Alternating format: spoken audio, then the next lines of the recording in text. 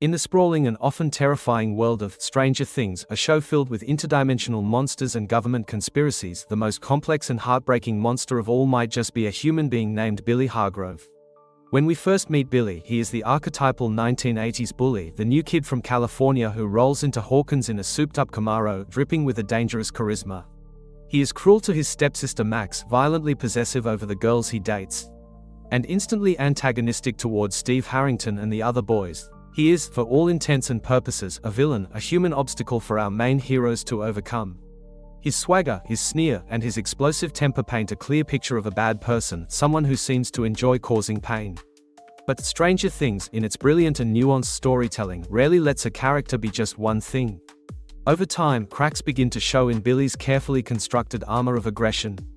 And by his tragic, sacrificial end in the third season, the show masterfully peels back those layers to reveal not a monster but a profoundly damaged and scared young man, a victim long before the Mind Flayer ever got its claws into him, making his final moments a scene of immense sympathy and sorrow. To understand the monster, we have to understand where he came from. Billy's life before Hawkins was a storm of abuse and neglect. We get fleeting, horrific glimpses of his home life, a father who is a textbook domestic tyrant, spewing racist vitriol, demanding absolute obedience, and using his fists to enforce his will. Billy's aggression, his need to dominate and control everyone around him, is not born from innate evil, it is a learned behavior, a survival tactic. In his father's house, might makes right, and vulnerability is a weakness that gets punished. The only language Billy has been taught is the language of violence and intimidation. He bullies Max because he is himself bullied by his father. He replicates the cycle of abuse because it is the only cycle he knows. He is a prisoner of his own upbringing, trapped in a role he never chose, acting out the pain that has been inflicted upon him on anyone he perceives as weaker. This crucial context transforms him from a simple antagonist into a tragic figure. His bravado is a shield, his anger a symptom of a deep, festering wound. So when the Mind Flayer, the true monster of the show, chooses Billy as its primary vessel, it is a horrifyingly perfect fit. The creature doesn't just want any body, it wants one already filled with rage, with self-loathing, with a fractured sense of self. Billy is already hollowed out by years of emotional abuse, making him the ideal host. The possession scene at the community pool is one of the most chilling in the series. Not just because of the supernatural horror, but because of the human horror it exploits. The Mind Flayer doesn't create a new monster, it amplifies the monster that Billy's father, Neil, already created. The violence Billy commits while flayed is an extreme, twisted version of his own buried rage, now weaponized by an alien force. He becomes the literal monster he always feared he was, a puppet of a greater evil, utterly powerless as his body is used to hunt and hurt the very people he already pushed away.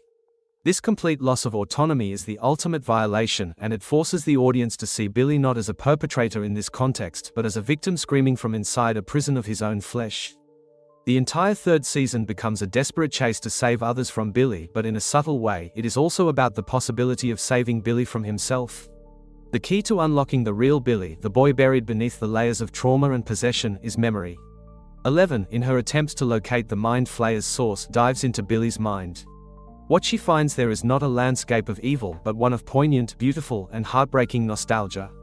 She sees a young Billy, happy and carefree, building sandcastles on a sunny beach with his mother. She sees his mother's loving face, her gentle touch, a stark contrast to the harsh, hateful world of his father.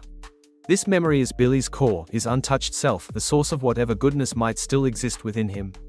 It is the love he lost, the safety that was stolen, and it represents everything the Mind Flayer and his father have tried to erase.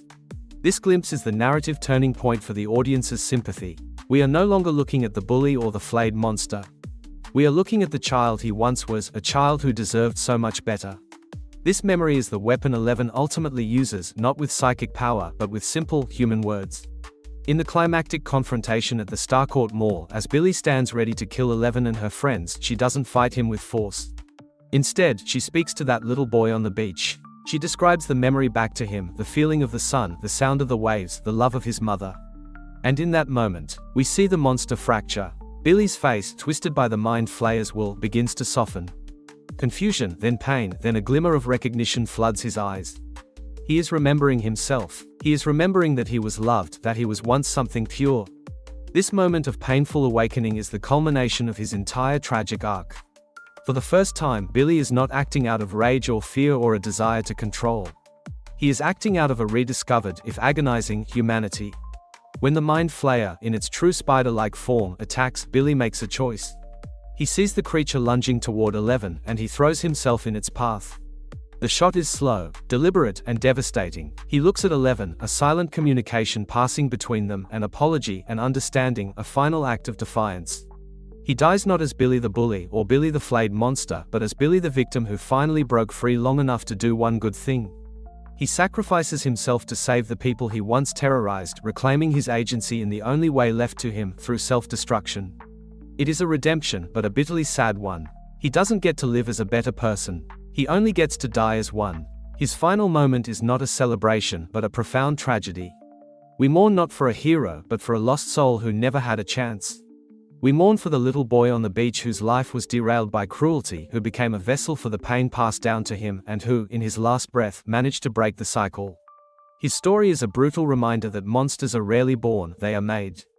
And sometimes, buried deep within the monster, is a wounded child who just needed someone to see him. To remember the good that was once there, and to offer a hand to pull him out of the darkness. Billy Hargrove's arc forces us to extend empathy even to those who seem irredeemable, to look past the monstrous actions and ask what created them.